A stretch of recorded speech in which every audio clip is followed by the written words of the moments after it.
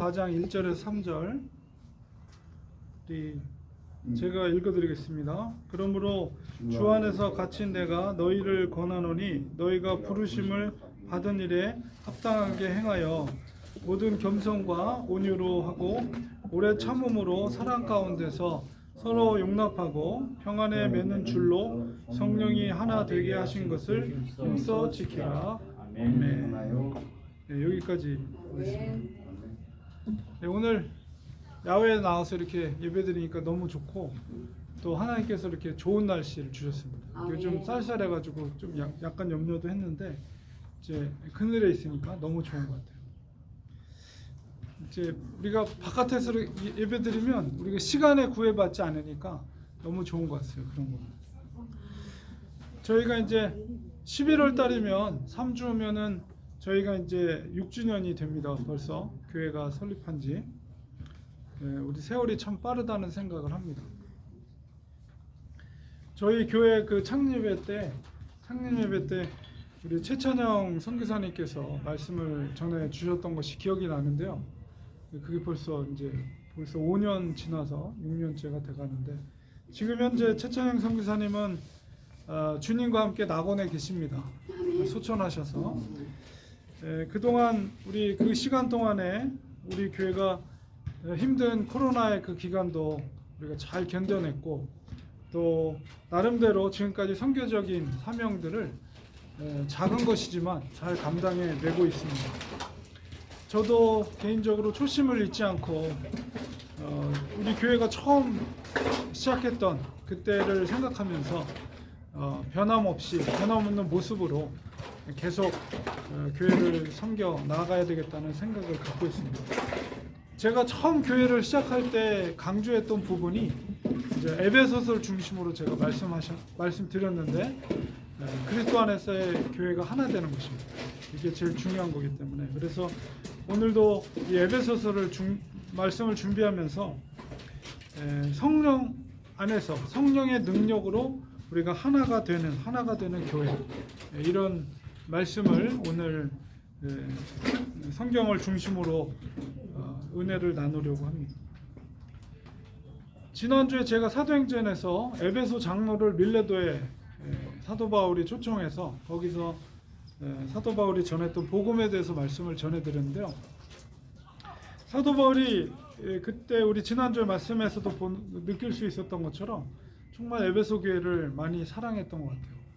그래서 오늘 우리 이 시점은 이제 그 이후에 사도 바울이 로마로 잡혀가죠. 재판을 하기 위해서.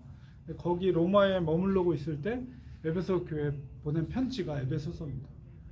그래서 에베소서의 전체적인 핵심적인 주제는 예수 그리스도 안에서 하나됨이 전체적인 주제인데 사도 바울이 특별히 그 에베소 교회에 이런 편지를 보낸 이유는 그 교회에 있었던 문제가 뭐냐라고 했을 때 유대인들과 헬라인들, 그러니까 이방인들이 하나 되지 못하는 부분에 대해서 그것을 극복하기 위해서 교회의 하나됨을 강조하기 위해서 이제 편지를 쓴 겁니다.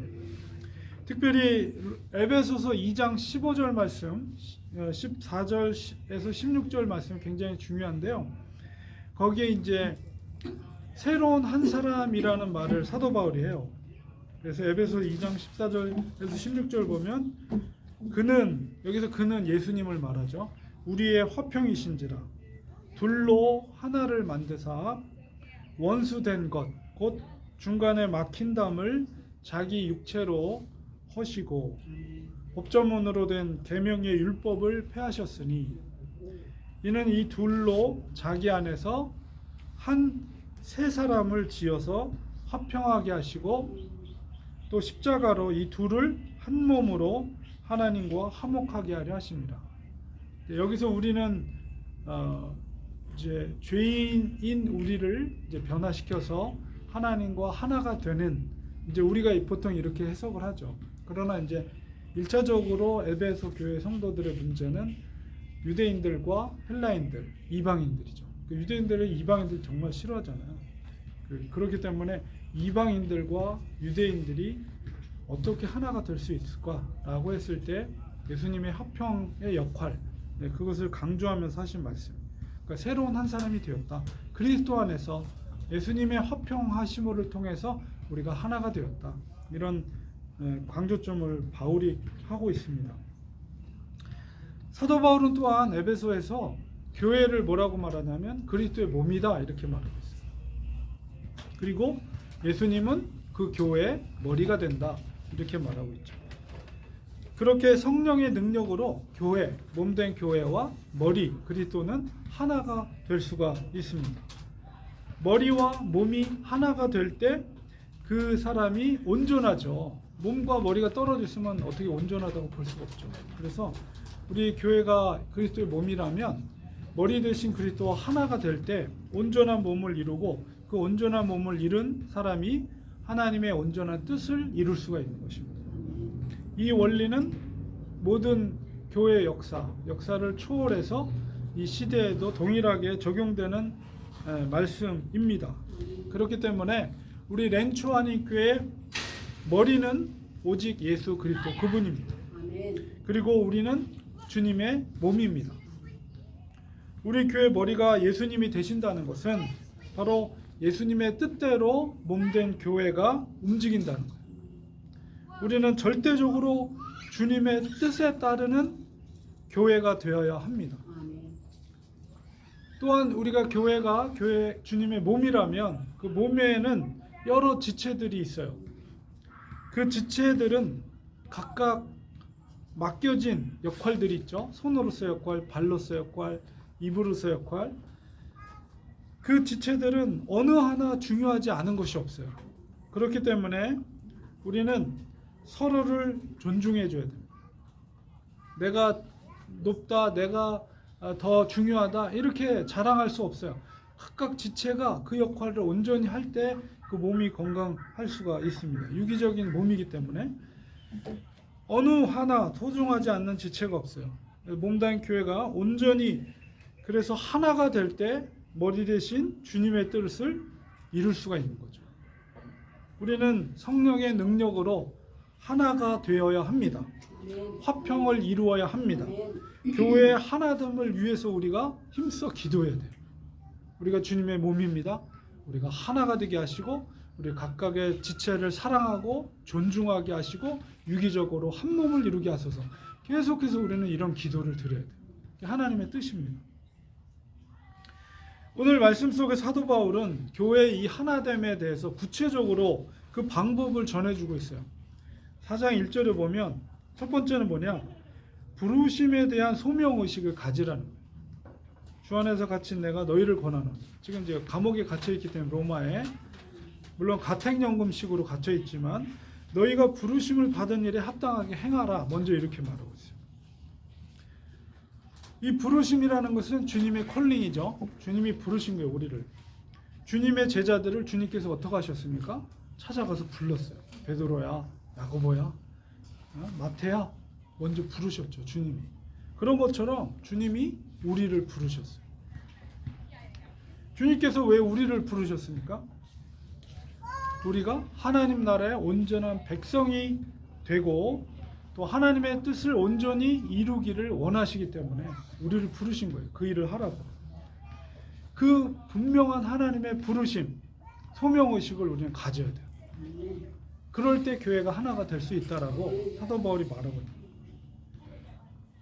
두 번째로 교회가 하나가 되기 위해서 4장 2절에 말하고 있는 것이 겸손과 온유와 오래 참음으로 사랑하라는 것. 그럴 때 너희가 하나가 될 수 있다. 그걸 말하고 있습니다. 교회가 하나가 되기 위해서는 우리 지체들은 겸손해야 됩니다.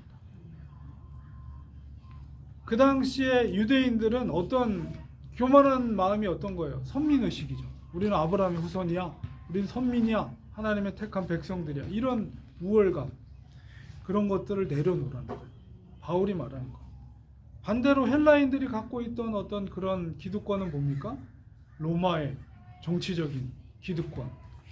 우리는 로마의 시민권자로서 그리고 헬라 문화를 누리는 사람으로서 너희들보다도 유대인들보다 우리가 우세하다는 그런 기득권 의식, 이런 걸 내려놓으라는 거예요. 양쪽 다. 겸손해지지 않으면 너네들이 하나 될 수 없다는 거예요. 그 얘기를 하는 거죠. 그리고 서로를 온유함으로 섬기는 거예요. 서로 대하라는 거예요. 그러니까 우리가 정말 하나님께 온유한 마음을 달라고 해야 돼요. 서로를 존중해주고 우리가 온유함으로 서로 대해야 돼요. 그리고 절대로 상대방을 없이 여기거나 무시해서는 안 됩니다. 그리고 유대인과 헬라인이 다르죠. 다른 점이 있어요. 언어, 혈통, 여러 가지 문화적으로. 그 다름에 대해서 불편하지만 뭐라고요? 서로 오래 참음으로 서로를 존중해주고 용납하라는 거예요. 그런 마음이 있을 때 교회가 하나 될 수 있다. 이렇게 말하고 있습니다. 이 원리도 역시 우리에게 동일하게 적용되는 문제입니다. 우리는 서로 존중해야 되고 또 우리는 겸손해야 됩니다. 우리는 과거가 어떠했든지 그게 중요한 것이 아니라 바로 오늘 우리가 한 교회를 섬기고 있다는 거예요. 그리고 앞으로가 중요한 거예요. 지금과 바로 앞으로가 중요한 거지 과거에 내가 어떤 삶을 살았고 얼마나 내가 뭐 신앙생활에 이런 일을 했고 저런 일을 했고 중요하지 않아요. 바로 현재 그리고 앞으로 어떻게 우리가 믿음 생활을 할 것인가가 중요합니다. 우리가 하나가 되기 위해서는 이렇게 온유하고 겸손하게 상대를 대해야 합니다. 그리고 서로를 용납한다는 것은 그 모습을 인정해 주는 거예요. 쟤는 왜 그래 왜 그래가 아니라 그 모습 그대를 인정해 주는 거예요. 그것이 관용의 태도입니다. 세 번째, 교회가 하나 되기 위해서 4장 3절에 보니까 성령의 능력으로 힘써 지키라 이렇게 사도 바울이 말하고 있어요. 그리고 이제 그 비유로 하나됨의 교회 하나됨의 비유로 평안에 매는 줄이다. 평안에 매는 줄로 이렇게 하나가 되는 것을 이제 비유하고 있습니다. 그리고 그것을 하나가 되게 하는 주체는 뭐냐? 성령님이에요. 그리고 그것을 힘써 지키라고 사도 바울이 당부하고 있습니다. 그렇기 때문에 성도들의 적극적인 노력이 필요해요. 성령님의 평안으로 하나가 되게 하시는데 이런 성령님의 뜻에 순종하고 하나됨을 힘써서 지켜야 하는 거죠. 힘써 지키는 노력이 우리에게 있어야 돼요. 만약에 어떤 사람이 다른 사람이 우리에게 다투고자 시비를 건다면 우리는 가능한 최선을 다해서 그들과 다투지 아니하도록 우리는 힘써야 합니다. 그리고 만약에 어떤 사람이 우리를 멸시하고 미워한다면 우리는 그들을 멸시하거나 미워하지 아니하도록 우리는 힘써야 됩니다. 이런 힘써서 지키는 것이 우리에게 요구된다는 거예요. 우리의 이런 노력은 성령님의 뜻입니다. 우리가 힘써 지킬 때 성령님은 우리를 도우셔서 능히 할 수 있는, 감당할 수 있는 힘을 우리에게 주셔요. 믿음은 저절로 성장하는 것이 아닙니다. 여러분 그 올림픽 혹은 아시안게임 선수들이 그 금메달 따기 위해서 얼마나 고된 훈련을 했겠어요. 우리의 믿음도 마찬가지예요. 우리의 믿음도 연단을 통해서 힘써 그걸 지켜나갈 때 견고해지는 것입니다. 오래 참고 사랑을 힘써 지킬 때 교회가 하나가 될 수가 있습니다. 그리고 그리스도와 교회가 하나가 될 수가 있어요. 교회와 그리스도가 하나가 되었다면 그 교회 공동체는 세상이 감당할 수 없는 믿음의 공동체입니다. 하나님의 뜻이 즉각적으로 순종되어지는 공동체입니다. 어떤 희생이 있더라도 하나님의 나라와 다스림을 위한 일이라면 기쁨으로 순종하는 공동체입니다. 우리 렌추아니 교회가 그런 공동체가, 그런 교회가 되기를 원합니다. 말씀을 준비하면서 저는 이런 생각을 해봤습니다. 렌추아니 교회가 이제까지 6년 동안 뿌린 씨는 무엇인가? 그 기간 동안에 과연 나는 하나님 앞에 부끄러움이 없는 목회자였는가? 여전히 저 자신을 보면 연약하고 부족하고 그렇지만 초심을 잃지 않고 복음의 씨를 열심히 나름대로 뿌렸다 스스로 이렇게 생각을 해보았습니다.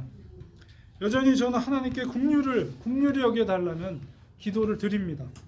그러면서도 저에게 남아있는 목회 시간 동안 이렇게 저도 가만히 돌이켜 보니까 2025년이면 제가 목회한 지 30년이 되더라고요. 그러니까 한 어떤 직업에 30년 동안 했다는 것은 나름대로 그래도 열심히 한 거죠. 앞으로 20년은 더 할 수 있을까요? 모르겠습니다. 그러면 뭐 한 45년에서 50년은 목회를 하는 건데 저에게 남아있는 시간은 뭐 지금까지 한 것보다는 적게 남아있어요. 어쨌든 주님께서 저를 부르셨던 것이 고등학교 2학년 때입니다. 목회자의 기로 가도록 저를 부른 것이. 그때 그 소명의식을 가졌던 그 마음을 변치 않고 내가 남아있는 시간 동안에 그게 15년이 될지 20년이 될지 모르지만 그 남아있는 마지막 순간까지 그 마음을 변치 않고 사역을 해나갈 수 있다면 그것만으로 정말 성공적인 목회가 아닌가 그런 생각을 가지면서 마지막까지 그 마음을 가지고 목회자의 길을 걸어야 되겠다는 다짐을 해보았습니다. 이곳에 우리가 뿌려진 씨가 정말 복음의 씨라면 언젠가는 이 씨는 꽃이 피고 열매가 맺어질 것을 기대합니다. 하나님께서 살아계심이 바로 렌초하님께를 통해 증거되기를 간절히 소망합니다. 하나님의 말씀대로 예수 그리스도 안에서 우리가 하나가 된다면 놀라운 기적 같은 일들이 우리 렌초하님께를 통해서 이루어질 줄 믿습니다. 아멘. 기도하겠습니다. 하나님 감사합니다. 우리 렌초하님께를 사랑해 주셔서 주님의 피값으로 이곳에 세워주시고 이제 11월이면 이제 6주년이 됩니다. 이제까지 우리가 뿌려놓은 씨앗이 복음의 씨앗임을 고백합니다. 우리는 연약하고 부족하지만 순전한 마음으로 이제까지 왔습니다. 하나님 앞으로도 우리 렌초하님께를 사랑해 주시고 우리 성도님들을 사용하여 주셔서 주님의 복음이 전파되게 하시고 하나님 나라가 우리 교회를 통해서 놀랍게 확장돼 나갈 수 있도록 축복하여 주시옵소서. 무엇보다도 오늘 말씀처럼 우리 교회가 한 마음이 되게 하시고 주님의 머리 대신 그리스도와 하나가 되게 하여 주셔서 하나님의 온전한 뜻을 이룰 수 있는 능력 있는 우리 교회가 되게 축복하여 주시옵소서. 예수님의 이름으로 간절히 기도합니다. 아멘. 아멘.